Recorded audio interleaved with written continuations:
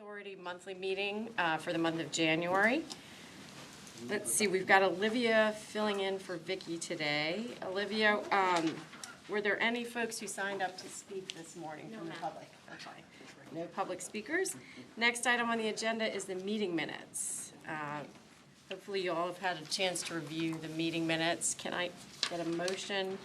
Motion to approve. Second. Got a motion and a second on the December 21st meeting minutes. All in favor say aye. Aye. Aye. All opposed, same sign. That motion carries. Review of the financial statements. Katrina Flowers.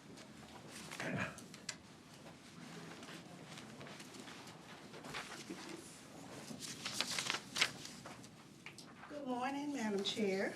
Good morning. Members and guests. I will be presenting today the financials for December. And on the December, we have the beginning cash of December 1st, 2021 is $4,458,260. The significant cash receipts, we had the industrial revenue bonds fee, which is for LifeNet, $27,038. And then we had these $17,000 and $697 for the Virginia National Revenues. Of course, we collected some of the charity golf sponsorships for 2021, and then of course a little interest. We had significant disbursements, which we had VHB for the corporate land and maintenance of $46,445. And then of course we had another one, and of course as you see we are still collecting October. That was for October 2021, and then November of 2021 is $33,975. Okay. Continuation of significance, we had Global Links for December, covering December the 15th through January the 15th. The Conduit management fees of $13,792. $26,596 was for the actual Live Nation amphitheater boxes. We also received a credit from last year because of the cancellations of the shows. There was a $20,000, so that's why you see a decrease in the cost of the Live Nation. Okay, giving us an ending cash balance of December 31st, 2021 of $4,394,712. Okay, and we're going into the initiatives and incentives. The beginning cash for December 1st, 2021 was $3,733,823. Significant cash, of course, we just had like the bank interest and the significant disbursements. We had the Curris Family LLC, which is some of the DIP grants that we've had, a couple of those, which was $4,142 and $4,225, giving us an ending cash balance as of December the 31st, 2021. There was $3,725,801. And I just want to give you a little background of what we've been doing. So for the last couple of months since I've been here, today marks my 2-month anniversary. Since then, we have been extremely busy. I have been reviewing our grant processes and also gaining an understanding, just trying to gain an understanding of the operation of the BBD, how it's operated. And we've also diligently been working on trying to streamline these processes to ensure that we're proficient and that they are operating as designed. And within the next 30 to 60 days, the staff, my management team and I will be commencing training processes to go over streamlining our new processes. And we're trying to mirror those processes against what the state has, they're currently doing, so that we'll be right on target. And Also, I just want to let you know that I'm continually going through the EDIP grants and processes and looking at those to ensure that they are accurate. And just, because of the vacancy that we didn't have, it's taking a little time, and I'm going in and trying to make sure that we're proficient in those things. Thank you. Thank you, Katrina. Any questions for Katrina? Yes, sir. With reference to processes and whatnot, following up on something that came up a little bit before you started, but certainly going to fall in your area. Yes, sir. When do you anticipate that you'll be able to report to us on a regular basis the available funds and not just simply the cash balance? That's what I'm working on, and like I said, I'm streamlining those processes, and I'm planning, my goal is to start running up in February, because like I said, we had all these other things that I need to make sure, so I'm looking towards February. So you expect by February you will include that, because that was one of the audit findings, and it is a very high priority. That is correct. That's most important. Yes, sir. Second item is when that first came up around this table here, we discussed different aspects of that. One of the things that was brought up was the possibility of creating a board-designated portion of the fund. And at that time, it was mentioned that maybe we should discuss that with our outside audit team to see if they supported the designation as such in our annual report, and then, of course, in our monthly accounting. Has that conversation taken place? I have spoken with our internal as well as working towards speaking with the external as well. So I will be moving forward, and based on the request, I'm looking into doing that as well, to try to make sure that everything, as I stated, was properly streamlined according to how it should be designed. So you did discuss the board-designated fund balance with our internal audit, Yes, but not the external audit yet? not correct, that is correct. And when would you expect that conversation to take place? Because I have, coming up this time, I have to make sure that the next thing that I'm doing this month is trying to get our 1099s out. So hopefully, within this upcoming month, hopefully I will be able to report back to you during the February period. That's what I'm looking to do. And our internal auditor's here. If you like, I can ask him directly, but what was his opinion as to the board-designated fund balance? I'm happy to direct that towards Linda. Yes, please do that. I'm still filling myself in with those processes. And Katrina's getting up to speed, and I have spoken with Cherry Becker You have, okay. and the management team, and they agree, as far as either in the footnotes, just some type of disclosure, Okay. that would be value added to report to the board, so that at any given time, we do know, not only the public, but the board especially, knows what that amount is annually that has been designated or approved, or in essence accrued for future awards.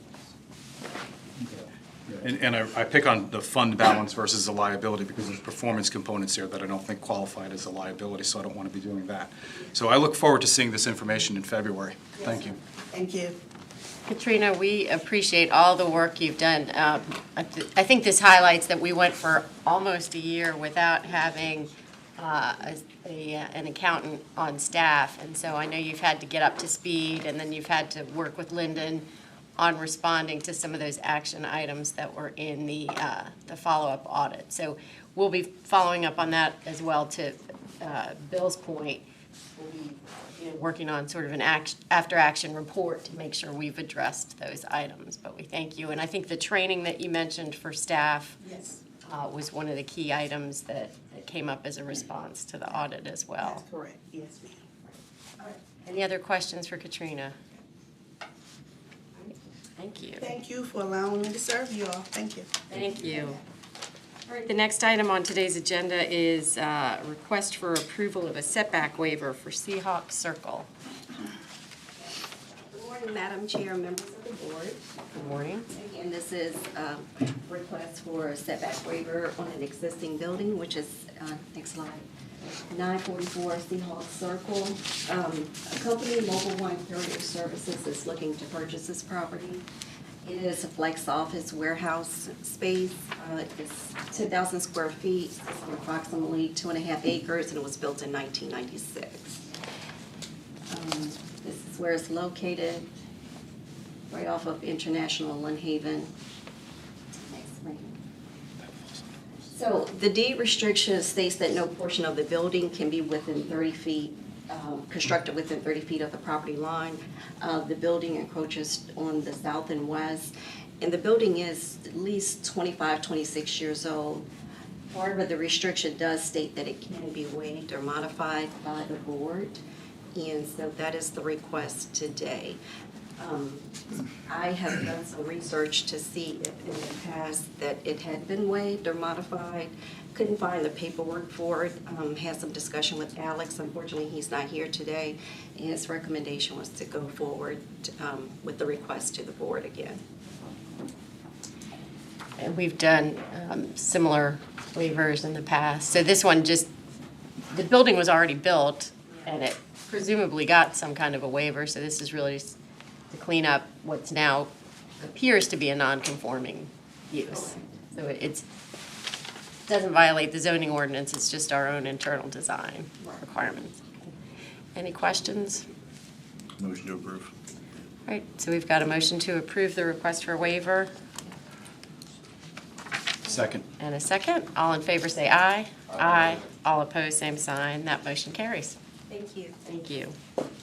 Next item is a request for approval of the plans and elevations for an expansion of Fortis Solutions Group. Morning, Madam Chair. Good morning. Members. I'd like to acknowledge that Lance George from Fortis Solution is here representing the company, as well as Larry Berry and Steve Pincus and Pincus Contracting. They're half the audience this morning. Next, please. I'll let you the disclosures.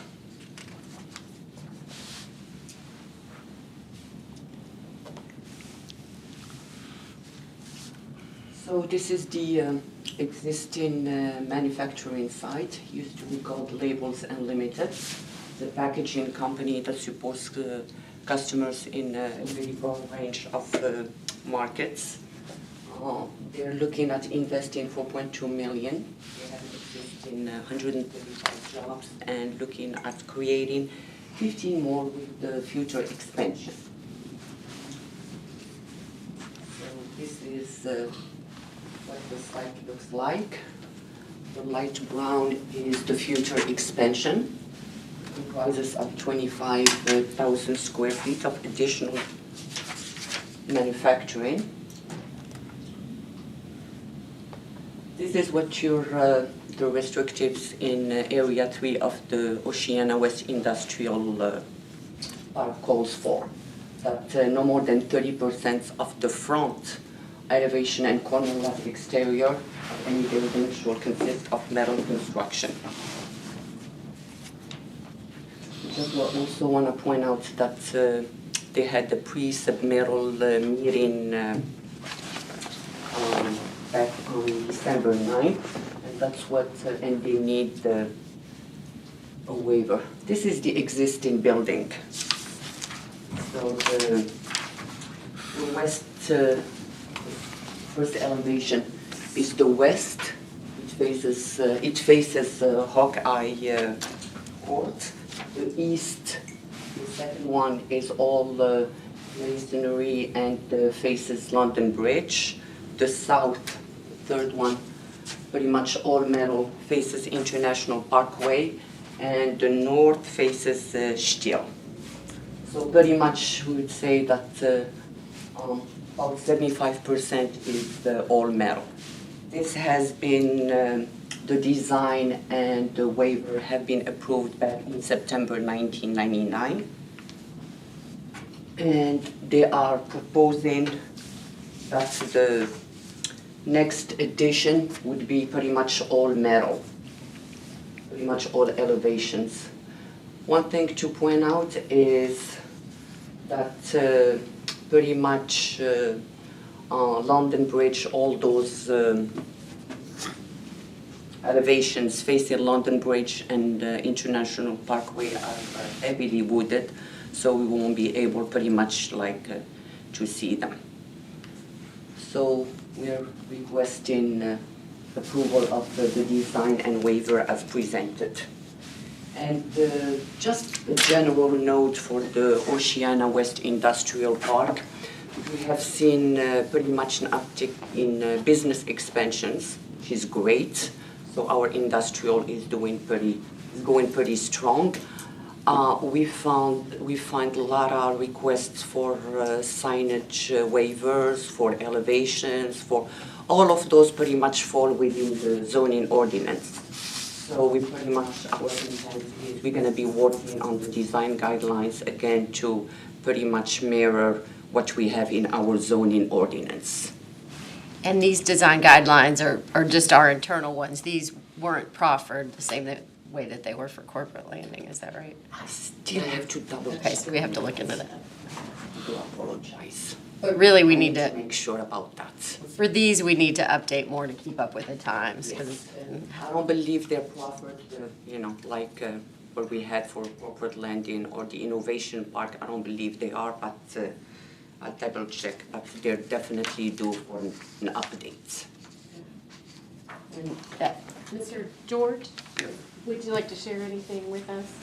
Yeah, right now, we're out of space, of course, and we're trying to expand this facility to be able to add, basically double our printing presses in that facility and be able to serve our customers. We're located in, we've got 15 locations in about 14 different states. And this is basically our corporate headquarters, as well as our one of our manufacturing plants. And this expansion will allow us to, basically double this particular facility's sales volume and continue to grow in this market. Thank you. We appreciate you being here and expanding. We don't always get to hear about the expansion, so we're happy to have Fortis here and happy to see that they're expanding in our city. Any other questions for Isan? All right, the chair will entertain a motion on the request for approval of the elevation waivers. Moved. We've got a motion and a second. All in favor say aye. Aye. All opposed, same sign. That motion carries. Thank you. And thank you for being here. All right, the next item on today's agenda is an update and a request for approval to authorize supplemental petition to amend the Atlantic Park CDA on the Dome site. Good morning. You may recall last June, the BBDA authorized a petition to the City Council to create the Atlantic Park CDA. City Council adopted the CDA in September. As you probably heard, in November, there were updates to the development agreement. And specifically with regard to this item, $17 million of infrastructure abutting the project. So this would be duct banks, signalization, and stormwater. And so that additional work is going to be financed through the CDA in the sense that the city is going to front the money to the CDA. The CDA will pay back the city over time, either from revenues that exceed debt service or by extending the duration of the CDA. So to start that process of amending the CDA to authorize the additional debt, this board needs to authorize a supplemental petition or an addendum. I believe this is how it's referred to in your resolution. Okay. Stand by for any questions. All right, any questions for Dana? All right, if there aren't any questions, the chair will entertain a motion for a request to approve the authorization of a supplemental petition to City Council. Okay, we've got an abstention. Motion to approve. Second.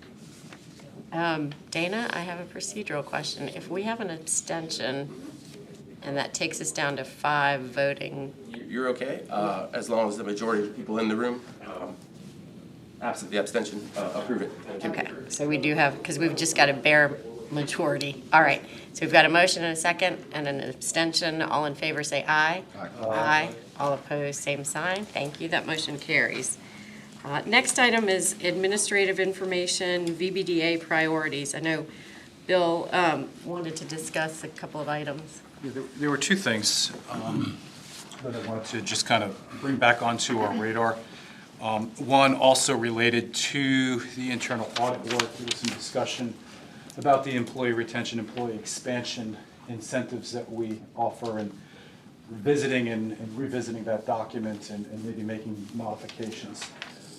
I'd like to, not necessarily on the spot now, but at some point between now and the next meeting, have an update on where we are in that process and what that's going to look like. Again, this is a finding in our internal audit, and I want to make sure we're being proactive in dealing with that and don't get caught by it. And so, what we'd simply ask, I know that where Katrina's had a conversation with Lyndon, Alex and I have talked about this specifically. I would ask that we wait until Alex is with us to sort of make any sort of formal comments on that, just so that our attorney who lives with the policy every day is here to speak as well.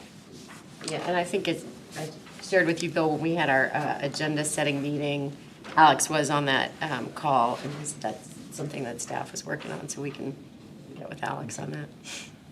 And the second item, before it sneaks up on us, did last year, Vanguard Landing.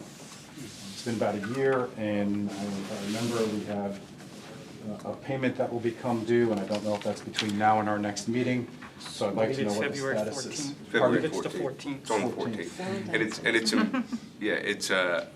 And what we can say is the team at Vanguard have been submitting their quarterly updates to us. They have made one, the first reduction that was required. The 500,000? Yes, sir, that's correct. And that's been booked, and we have not heard anything to suggest that we won't receive the next sort of milestone at February 14, but we'll keep you abreast of that. And I think Isan has an update on site plan. Yeah, we just had, I believe this past Friday, we had a meeting with their team of engineers to go over their comments from their second submittal site plan. And it was mostly about stormwater. Of course. Okay. So at this point, you're expecting, you haven't heard anything to suggest that payment would not be made as scheduled?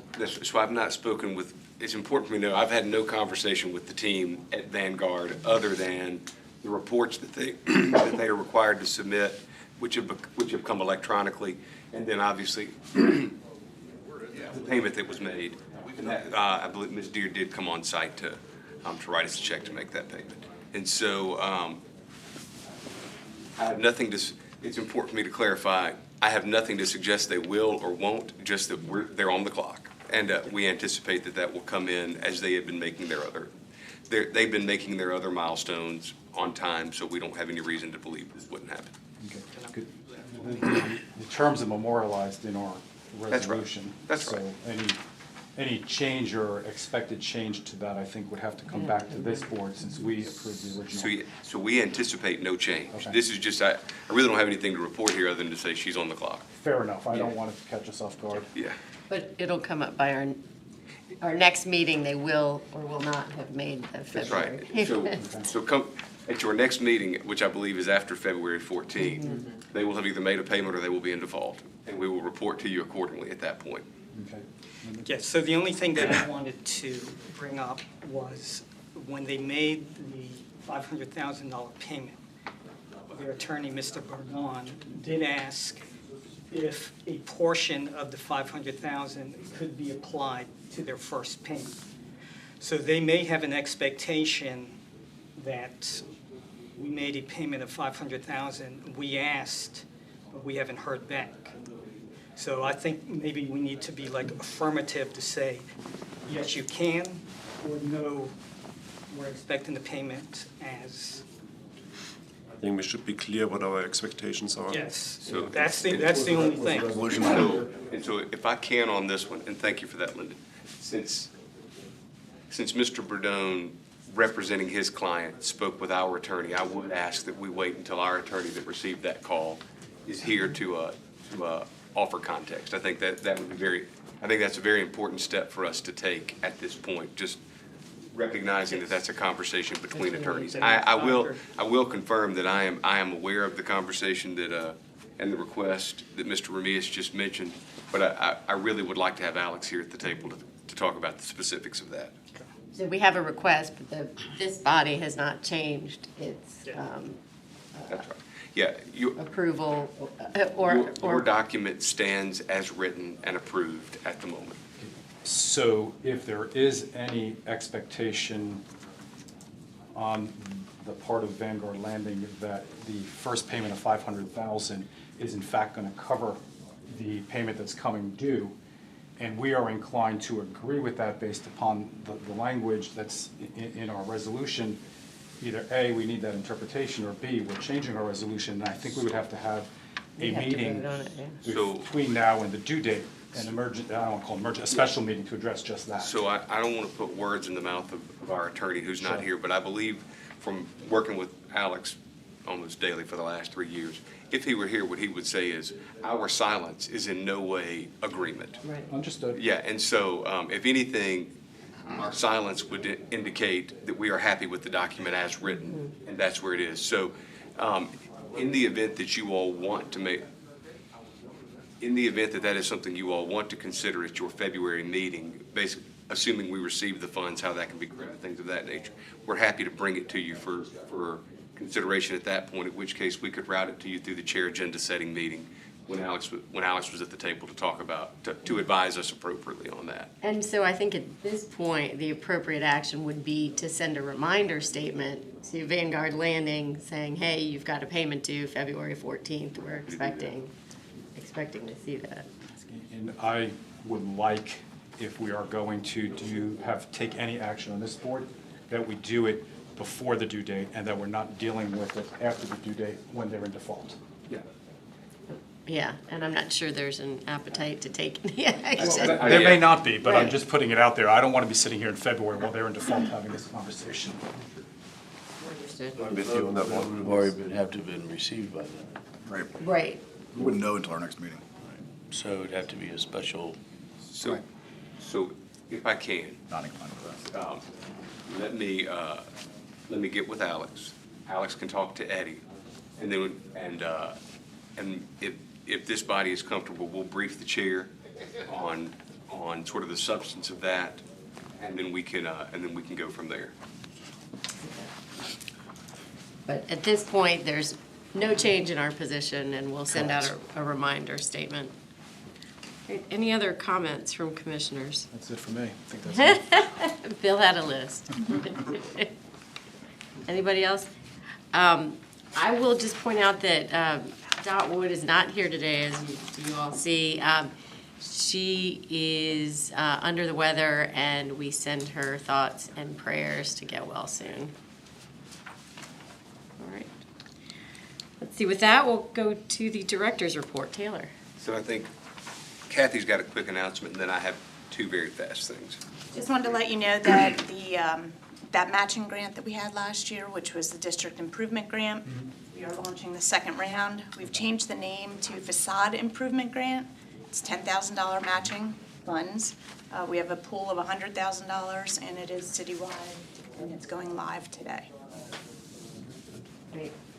Two quick things for me, and it's just, and one is not really, I think, material one way or the other. It's just one of the things I like to always do. I did this when we briefed City Council, and I'll do it here. One, I want to thank you all for your vote regarding the CDA for Atlantic Park.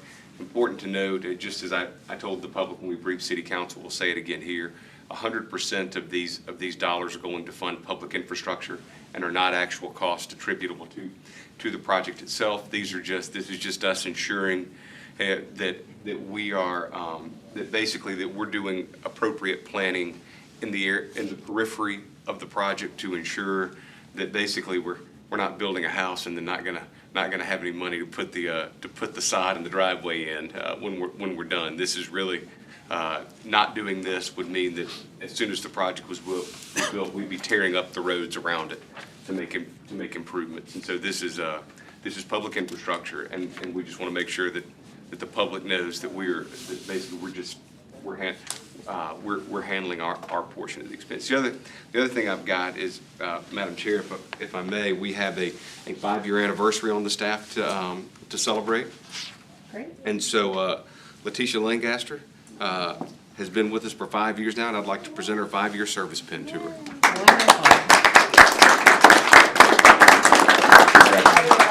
It's been 5 years. What you happen to realize. Well, thank you for your 5 years of service, Letitia. That's wonderful. And that's it. All right. No other comments from the director. The chair will entertain a motion to recess into a closed session pursuant to the exemptions from open meetings allowed by Section 2.2-3711A Code of Virginia as amended for the following purposes. Publicly held property. Discussion or consideration of the acquisition of real property for a public purpose or of the disposition of publicly held real property where discussion in an open meeting would adversely affect the bargaining position or negotiating strategy of the public body pursuant to Virginia Code Section 2.2-3711A3. Contracts. Discussion of the award of a public contract involving the expenditure of public funds, including interviews of bidders or offerers and discussion of the terms or scope of such contract where the discussion in an open session would adversely affect the bargaining position or negotiating strategy of the public body pursuant to Virginia Code Section 2.2-3711A30, and we'll need a voice vote on that. Olivia? William Brown, Aye. William Bronke, Yes. William Franklin, Yes. Lisa Murphy, Yes. Mike Standy, Yes. Dr. Weisenstiel, Yes.